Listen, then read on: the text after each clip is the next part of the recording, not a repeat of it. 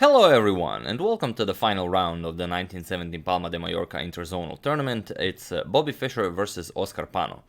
Before we check out the game, we do have a nice photo challenge, so best of luck to everyone. Who is the grandmaster in the photo here? Again, we have a nice photo by David Lada, and to give you a little hint, it is her birthday today, and also her brother won the 2018 Biel Chess Festival. So that should be more than enough of a hint for you. Best of luck to everyone. Now let's check out the game. Like we said, it's the final round. Bobby has the white pieces, and this is the shortest game of the entire tournament. Very few games are as short as this game, because this game, believe it or not, lasted only one move. Bobby played c4, and it was in this position that Oscar Panno resigned the game. This is not a joke, this is actually what happened in the final round of the 1970 Palma de Mallorca Interzonal tournament. Now, as the story goes, the final round was supposed to happen at 4 p.m. on Saturday, but because of religious reasons, Bobby Fischer and Samuel Reshevsky were allowed to start their games at 7 p.m. on Saturday. Oscar Panno did not really find this okay. He thought that I don't know, it's the final round, you're gonna know the results of the other rounds, so that this should not be allowed for any reasons. But I don't. It's hard to say. Is it because of that? Because here you have it.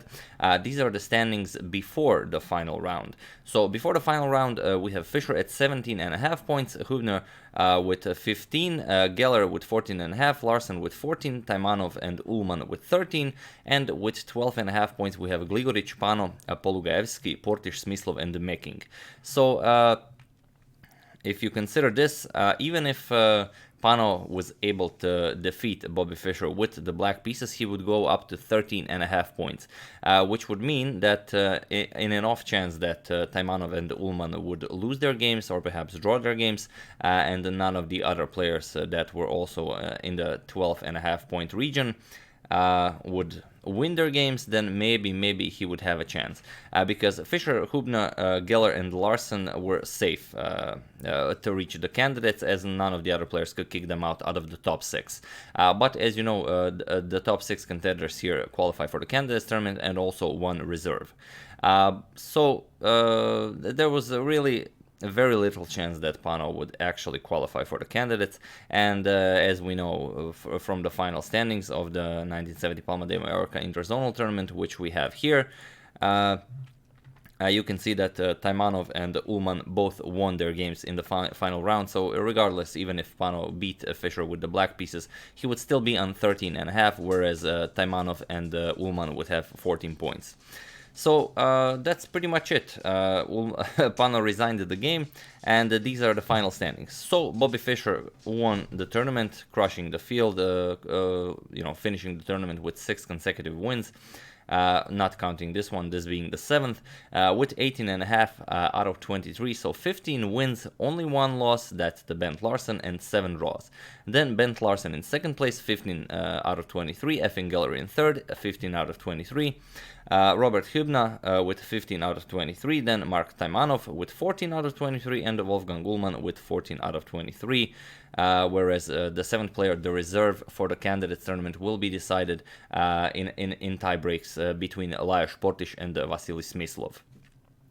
So that's basically it, but we should definitely show a game between Bobby Fischer and Oscar Panno. So as we've already mentioned that before this tournament was in December of 1970. There was also a tournament in 1970 in Buenos Aires that Bobby Fischer played. Also Oscar Panno played there. We also mentioned that tournament when we talked about Fischer's game between Henrique Mecking, that Mecking was able to draw his game against Bobby Fischer in that tournament. So instead of this game that never happened, we're going to show one game that did happen. Also Fischer with the white pieces, also Oscar Panno with the black pieces. Only in that tournament Bobby started his game with e4. So this is the game we're going to show. It's also an excellent game, and it's kind of a it doesn't have to mean anything, but we will get to see a game between Fischer and Panno where the colors are, correct. Some of you may not know this, as we mentioned that Borislav Ivkov was the first world youth chess champion, junior chess champion in 1951, where he won the World Junior Championship. Oskar Panno is the second world championship, the 1953 World Junior Championship that was held in Copenhagen, was won by Oskar Panno. So in this match, it's actually Oskar Panno who is already a world champion. And aside from the Palma de Mallorca Interzonal, he also participated in 5 other Interzonal tournaments, so a very strong grandmaster, of course. But enough said. Let's check it out. So we have e4, and Panno replies with c5. Knight to f3, e6, the French variation of the Sicilian.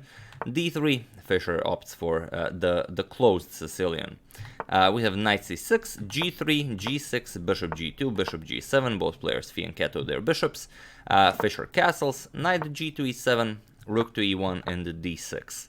c3, Panno castles, we have d4, c captures, and d5 now. Fischer pushes e5, bishop d7, and now knight to c3. So a pretty standard closed position with a closed center. We have rook to c8, simply continuing development, and here already a very interesting moment in the game. Fischer has to continue his development. Of course, he would like to develop his dark square bishop, develop the queen, connect his rooks. So here's a good question. Would you play bishop to g5 here, bishop to f4 here, or bishop to e3 here? Well, the principles say that you should always, develop your pieces as far into your opponent's camp as possible. But going bishop to g5 here, although it seems very natural, would actually not be all that great. Black would simply kick your bishop away. You cannot go here because g5 will trap your bishop. So after you move the bishop, then g5 comes again. You would have to move the bishop. Knight f5 is coming, and you give black a better position for no reason. So here, instead of bishop g5, Fischer goes immediately for bishop to f4, and now an idea such as h6 would be met with h4, preventing g5. So after this bishop to f4 move, we have knight to a5. c4 is a very nice square for the knight, so perhaps Panno would like to use it in the future. Rook to c1, and here comes b5, as the b5 square is now guarded by the bishop. b3, Fischer doesn't allow this c4 square to become an outpost for his knight. b4, we have knight to e2, and now bishop to b5. Queen to d2, connecting rooks. Knight a to c6, we have g4, and now a5. Fischer goes a knight to g3. With that g4 move, he created a nice square for the knight. Queen to b6, and here comes h4. Knight to b8, we have bishop to h6, Fischer wants to trade the dark square bishop, knight to d7, and now queen to g5. Rook captures on c1, rook captures on c1, and bishop captures on h6. You can't capture on e7 because your rook on c1 would be hanging, so you have to capture on h6. Queen captures on h6, and now rook to c8. Panno offers a trade of rooks, of the second pair of rooks. Fischer applies, rook captures, knight captures, and here we have h5. And already we have a critical moment in the game. Of course, Fischer wants to bust open the h-file. It will not be that dangerous as he doesn't have any more rooks. But knight to g5, of course, is coming. Everyone can see that. The best idea here would be to play knight to f8. Immediately bring a defender of the h7 square. And now after h captures, the knight cannot really come to g5 as it will not be with tempo. This knight is already guarding the h7 square, and Fischer's f3 knight would be forced to stay here to defend the d4 pawn. So after h5, while this knight to f8 does appear to be the best idea, Panno went for queen to d8, and queen to d8 simply does not work here, and Fischer makes quick work of the position. It's quite a beautiful plan. I'm sure you'll enjoy it. The first move, of course, everyone can see it, is knight to g5. The threat is queen captures on h7, followed by queen captures on f7 with checkmate. So knight to f8. It seems like it's no big deal playing knight to f8 on the previous move, or playing queen d8 and only now playing knight to f8, but it actually makes a huge difference. So I would like you to pause the video here and find the move Fischer used to beat Oskar Panno in the 1970 Buenos Aires tournament. I will give you a couple of seconds, just to decide whether you want to do it or not. For those of you who were able to do it. Congratulations, you just found simply a beautiful move. And for those of you who just want to enjoy the show, if you found h captures on g6, you would still most likely win this game, although this is not the strongest continuation and not the move I wanted you to find, but it would still be okay. For example, f captures, knight captures on h7, knight captures, queen captures on g6 with check, king moves, and now queen captures on e8. On e6, black would be up a piece here, but white would have much better position. f4 is coming, you would have a huge pawn chain here, and bishop captures on d5, of course, coming. White will win this position. But it is not the move I wanted you to find. Here in this position, Fischer played bishop to e4, and if you found this move, then you are truly a great chess player. What's the idea here? Well, the obvious reply, d captures on e4, loses instantly to knight captures on e4, and then there is no defense against knight to f6 check. Whatever move black plays, for example, queen e7, you get knight f6 check. If you capture, then pawn captures, and then you will get queen g7 checkmate. Or if you don't want to lose the queen and then get checkmated, king h8, and then you get knight captures, queen captures on h7, again with checkmate. So not much you can do here. So after this bishop to e4 move, Panno did not capture the bishop, rather he played queen to e7. So now that the bishop is on e4, knight captures on h7 is deadly. We have knight captures on h7, h captures on g6, and now f captures on g6. An interesting reply would have been f5. With the idea, okay, I'm gonna give up the material back just to stop the attack, but it doesn't work. Knight captures on f5 is coming, and then your queen is under attack. You have to react to this, either move the queen and face g captures on h7 with check, with knight still being on f5, or captures with check, and now your king has to move to h8, king h8, and now comes bishop to f7, blocking the queen's defense of the knight on h7, and there is no defense against queen captures on h7 checkmate. So a beautiful idea here. So after h captures on g6, f captures on g6 was played, and now bishop captures on g6. So what's the problem here? Black is up a piece, so why can't he defend? Well, this is the problem. Queen g7 offering a trade simply runs into bishop captures on h7 with check. Queen captures here, checking the king and picking up the knight on c8. Queen blocks, and now queen captures would result in, okay, the pieces are now one pieces both, but Fischer would be up 3 pawns in this position. Of course, a completely winning position for white.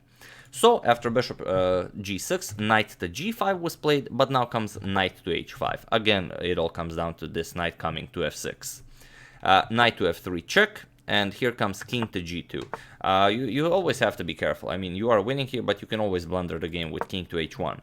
Then you get queen to h4 check, king moves, and now queen captures on g4. Knight blocks, or you go to h1 and then you get checkmated, so knight blocks. And now knight to g5 blocks any ideas of white checkmating the black king. You are up a piece and you will win this game as black. So after knight to f3, king g2, attacking the knight, we have knight to h4 check, again king to g3, and now knight captures. And here Fischer doesn't capture back. First he plays knight to f6 check, we have king to f7, and here queen to h7 was played, and it was in this position on move 36 that Oscar Panno resigned the game. Why did he resign? Well, of course, he only has one square for the king, that's king to f8, the knight is guarding the e8 square, and now queen to g8 will be checkmate.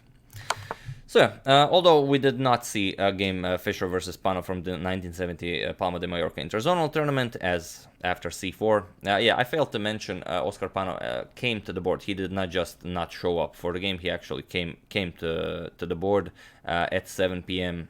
instead of 4 p.m. and then after Fischer, he saw c4 on the board, and then he came and resigned in front of Fischer in person. So a small detail, but I'm sure you will appreciate it. But we did have, I think the 1970 Buenos Aires tournament was played in August, so 3 months difference. Still white, Bobby with white, Oscar Panno with black. I thought it would be a nice game to show. So I do hope you enjoyed it, and with this we are finishing our series of the 1970 Palma de Mallorca Interzonal tournament. I do hope you enjoyed it. Once again, let's see the final standings if you want to check it out some more. So really crushing the field, 3.5 points ahead of everyone else, even though it was not all that important to win this tournament. You just have to qualify for the top 6, but Fischer was relentless. He played every game for the win, and that pretty much explains his score being 3.5 points ahead of everyone else. And yeah, that's it for this Palma de Mallorca tournament. We are now heading for the candidates matches. In the candidates matches, we are having Larsen versus Uhlmann. That's all in the quarterfinals. Petrosian versus Huebner, Korchnoi versus Geller, and of course the match we are focusing on, Fischer versus Mark Taimanov. The 6-game match will be a treat. I already made one video from this series, so I don't think I will make that one again. I will just invite you to watch it when the time feels right, and then we are going to continue with the series. I don't know if I'll start the 1971 candidates matches series tomorrow. I'm gonna check out some of your suggestions as always. Gonna check up on Lila, see how she's doing and everything, and then we can start. So yeah, I would like to thank Christopher Tosse and Dan O'Hanlon for a contribution to my channel. Thank you a lot, I really appreciate it. As usual, you can check 2 of my previous videos here. Thank you all for watching, and I will see you soon with some of your suggestions, and of course, continuing the Bobby Fischer story heading into the 1971 candidates matches. Thank you all, and I'll see you soon.